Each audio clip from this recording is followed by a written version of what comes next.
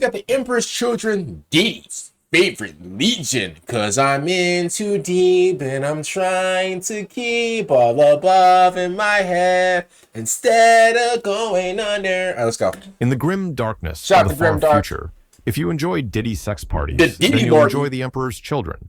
But unlike the Americans who wage war for crude oil, these degenerates would raise entire worlds just to stockpile baby oil, an absolute necessity for the level of orgies they indulge in. But the Emperor's Children doesn't stop at sex. They also enjoy drugs, violence, or sadism. That cocaine. Oh, listen, y'all, yo, like legit, bro. Like the Emperor's Children is legit. You could basically call that like an entire college campus, bro. It's nothing but straight up drinking, bro. Diddy parties, bro. They smoking that cocaine, bro. I'm talking about Prime's 80 Coke. Yeah, bro. We're not talking about Coca-Cola. We're not talking about Boca-Bola. You know what I'm talking about. Man, I'm talking about that good-ish. Bro, they doing that. Yo, they doing all types of they drinking. Of course they're drinking. Bro, that Don Julio, that 1942. Yeah, bro. That Henneby. I can't say the actual word or YouTube will demonetize the video. But that Hennis, that Hennis, we just want to say that Hennis. You know what I'm talking about. Bro, that Bud Light, you know it is, bro. It's legit like the average college party out there, bro. Seriously. Pick your vice, they'll have you beat. However, they weren't always pleasure-seeking degenerates. Just like all good girls gone bad, they had an origin story. Originally, the Emperor's Children were loyal and noble beings. The earliest batch of these pretty boy recruits descended from noble houses in Europa, which was just a fancy name for future Europe. These aristocratic brats were handed over as tribute after their families got thoroughly curb-stomped by the Thunder Warriors during the Unification Wars. And despite their posh ancestry, the Emperor's Children didn't come off as pricks, as one might expect. In fact, while other legions were being elitist and refusing to lead normies into battle, the Emperor's Children willingly charged into battle alongside them. This earned them the Emperor's loyalty and trust. As a sign of their special status, they were promoted to become his personal messengers and promptly bathed themselves in regal purple because nothing screams elite warrior quite like dressing like Barney. Then came their greatest honor, the Palatine Aquila, a shiny little badge of approval, bestowed upon them after a group of them threw themselves in front of the Emperor to protect him during an attempted assassination. But, as with all good things in the grim dark future, their lucky streak eventually ended, tragically and violently. First, a robotic kleptomaniac decided to rob them. He was a Necron that went by the name of Trazyn the Infinite. I'm playing with him. Hey, Necrons put up on me deep. I know I told the story a bunch of times, but we got a bunch of new subscribers. First of all, shout out to all the new subscribers out there. We got a bunch of new subscribers, bro. I gotta tell them again. Yo, Necrons put up on me deep. Listen, I remember this is back when I was really talking my ish. I was really just roasting anybody and everybody. If you wasn't Vulcan, you were getting to work. Now, I'm a little bit more calm now. You know, listen, I'll still give you that work. But listen, bro, I was roasting the Necrons. I said, yo, they look like Kevin Durant. I said they look crazy with the whole green thing. They look like if Superman's people was just making toys. Like I was roasting them. I was like, yo, they look like Kryptonian little meatballs. I was roasting them, right? I said, oh, they got the Diddy Kong head. I said, yo, they nasty with it. They just leaking Mountain Dew. Like I was having my way with them. Pause. Yo, when I tell y'all, bro, they pulled up on me deep. Clank, clank, clank. It's like 2 a.m. I'm like, yo, who's that? Yo, what's going on? Like, who's at my door? Did I accidentally order pizza in my dream? What's going on? Yo, I go downstairs. Yo, I crack the door open. I'm like, hello. Yo, when I said hello, yo, like 8 green beams just on my face. What were you saying? I'm like, yo, I'm like, what? Because, like, you know, when you just now wake up, you don't, and somebody's trying to talk to you, you don't know what they're saying. You know, like, at first I heard, and I'm like, yo, what? Say that one more time. Say that again. Even though, you know, you listen, you know, with your ears, you scratch your eyes. You know, you remove this stuff for your eyes to make your ears be better. So I'm like, say that one more time. Say it one more time. And yo, the green beams, they're blinding me. I'm like, yo, say that one more rhyme. What were you saying in the video? Bro, I was all ears right there. What were you saying in the video? Speak up now, or we'll light your house up. That's how they was sounding, bro. Robotic and everything, but they was not playing. I'm like, yo, my bad, bro. I was joking. It's satire, you know, it's troll. Like, I gave away my whole script. I'm like, yo, I was just playing, bro. Like, you don't gotta pull up to the house. You could have just sent me an email. As a matter of fact, yo, you could have FaceTimed me. You got my number, right?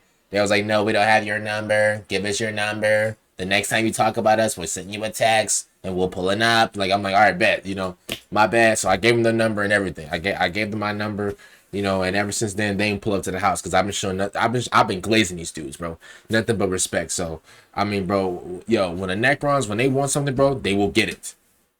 Yo, it doesn't matter what it is, they will get it.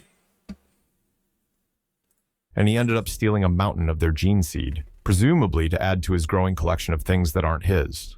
To make matters worse, the remaining gene seed stock on Terra was infected with the blight. Anyone implanted with it suffered catastrophic organ failure. Thus began the slow death of the Third Legion. Their future looked about as bright as Akkadian guardsmen's life expectancy. Unlike Nick Cannon, they couldn't seem to pump out more recruits at a rapid pace due to the lack of functioning gene seed. In fact, they barely managed to scrape together 200 Space Marines, which was they was shooting straight blanks. Oh, man, yo. Yo, Nick Cannon was going crazy. Don't he got like 12 kids? Oh, man, he got Tom Brady number kids. That's drop crazy. In the bucket, considering how many were blown up daily. But their savior would eventually arrive in the form of their Primarch, Fulgrim. Baby Fulgrim started his life by crash landing on the shitty planet of Chemos, where he was discovered by a group of laborers and they took him back to their settlement. His childhood was a blur of soul-crushing labor, toiling away in what was essentially an Amazon warehouse. I was just about to say, bro was working at Amazon. Fewer bathroom breaks. But unlike his co-workers, he didn't suffer, he optimized.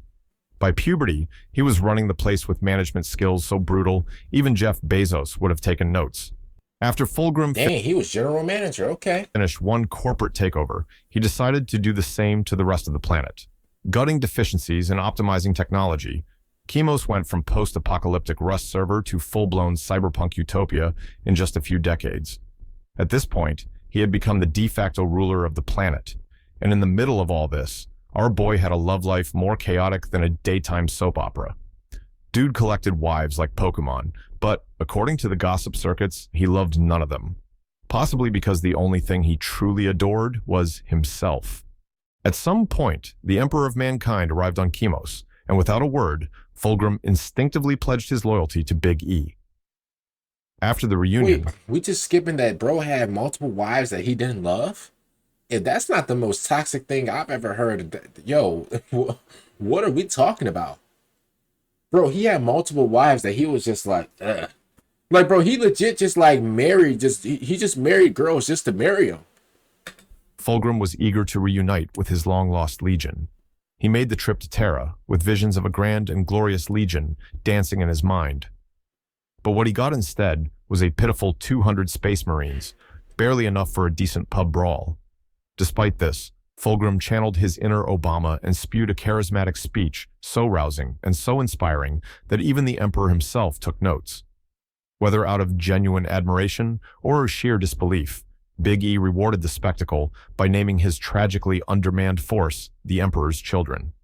Now, Fulgrim might sound flawless, but he had a flaw, which was his undiagnosed OCD. He was absolutely obsessed with being perfect. Naturally, this obsession bled into his legion. He incurred... And you know his ego was strong. I mean, you know, his ego was Bobby Lashley strong. Bro, Brock Lesnar strong. Man. Oh my god, bro, imagine the ego on it. Bro, if y'all think that, like, us men have, like, ego, whatever, which we do, imagine his ego. Oh my goodness. GG's. ...them to perfect everything, from military tactics to art. Fulgrim didn't just want his legion to win battles. He wanted them to be cultured. However, with their embarrassingly small numbers, they wouldn't be participating in any solo battles for a while. So they got lumped in with Horus and his Lunawolves. This little arrangement wasn't just tactical, it was the beginning of a beautiful bromance between their Primarchs. Eventually, recruits from Terra patched up their roster, and they could finally go on their own crusades without playing sidekick. But Fulgrim, being Fulgrim, wasn't content with mere victory. If he was going to kill someone, it had to be a performance. This commitment to aesthetic murder reached new levels of stupidity on Bizas. Fulgrim refused the help of local warriors because that would mean admitting that he wasn't the flawless demigod he thought he was. So, he conquered the planet with just 7 men, a stunning achievement. Hey, I'm gonna keep it real. Hey. Now, we all know right now, Fulgrim is getting his salad tossed as we speak. We know that. Fulgrim right now, he's getting his spine, he's getting his guts rearranged as I speak, bro. Stroke by stroke. Look, bro, we know Big Bubba, we know Tyrese, Tyrone, we know Keyshawn, all them, bro. They're having, bro, a fun time with him in prison right now, bro. We know they going crazy with him in prison as I speak. As words are coming out of my mouth, as words are coming out of my mouth, bro.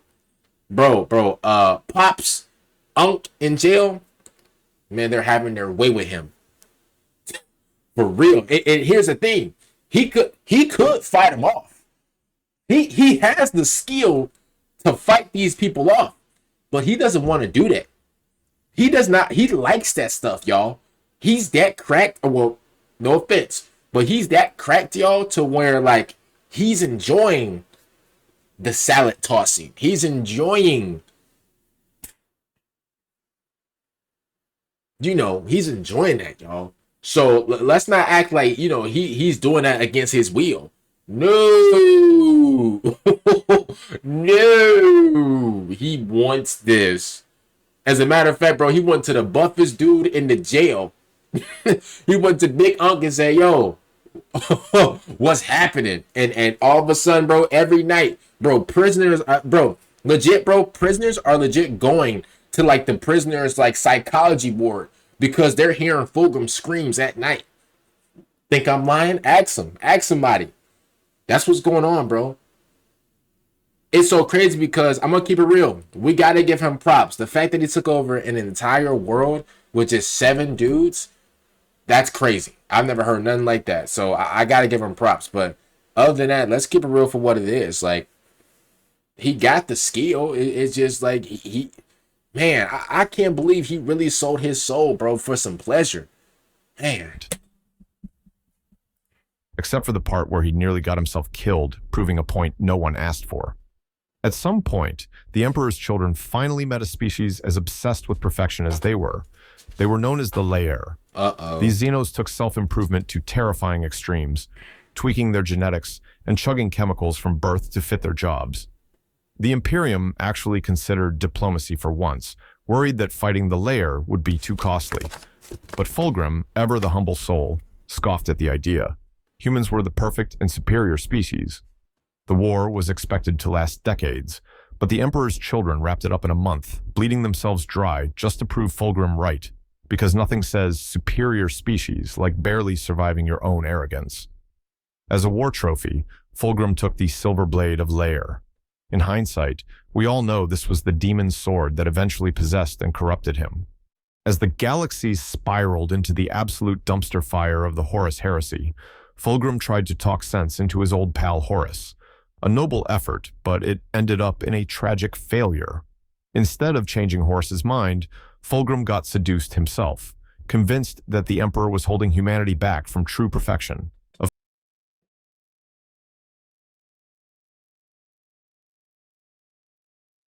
The devil is a lie, yo.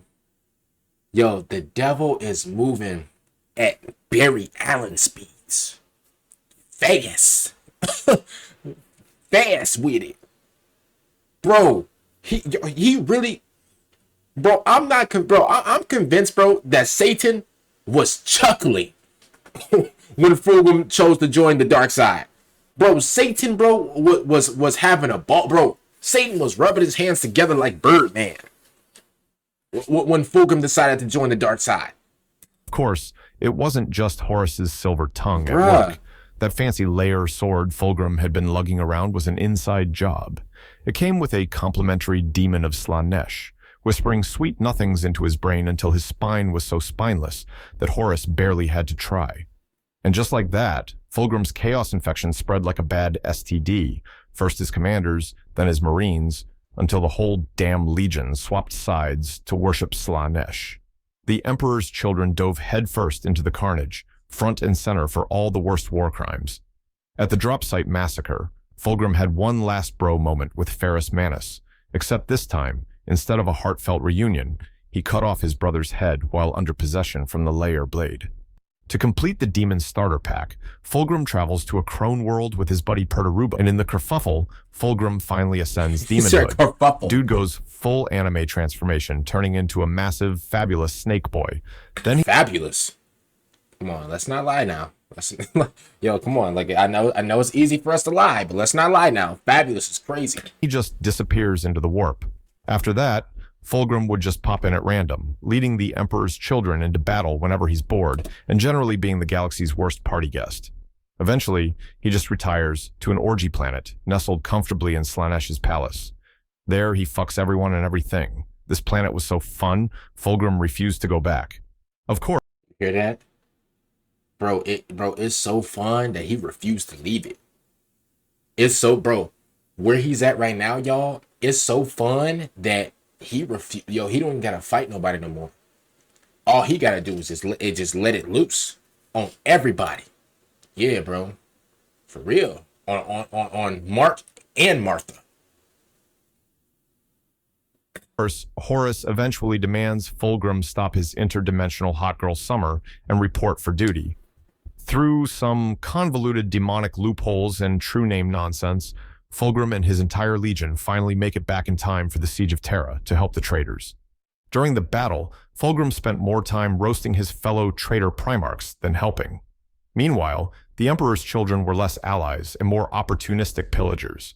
Nobody could really control them. They treated the war like an all-you-can-torture buffet. In the few battles the Emperor's children did actively participate in, they would ignore the actual combatants and just go on a civilian massacre, torturing and killing them for fun. It was absolute madness. Yeah. The Emperor's children weren't just committing the run-of-the-mill war crimes.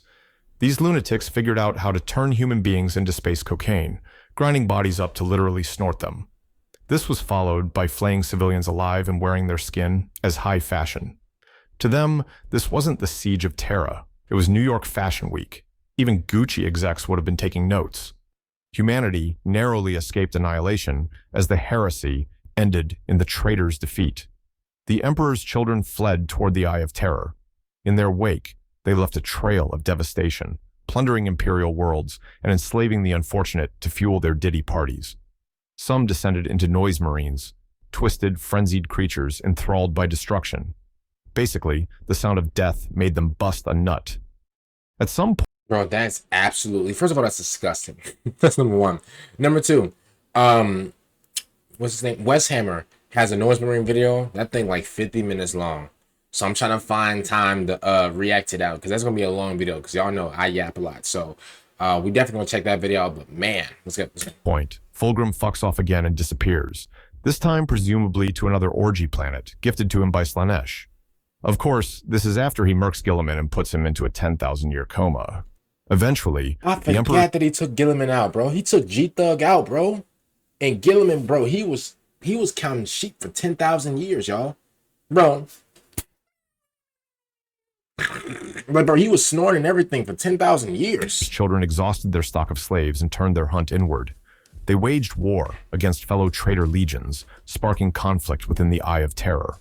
Yet even that was not enough. In time, their lust for excess drove them to cannibalize their own, fracturing the legion into feuding warbands, their brotherhood lost to centuries of chaos. But apparently, there's hope for them now as they've banded together into the Phoenix Conclave to restore the Third Legion to its former BDSM glory. That concludes today's episode.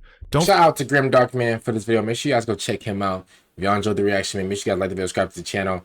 That man Fulgrim, bro, he's having the time of his life right now, bro. It's insane what he doing. Taking all types of, cocaine. He going crazy with the he going crazy. He going crazy with the Marthas and the Marcuses and stuff like that. It's ridiculous, man. Comment down below what y'all think about this video, man. Peace out, everybody.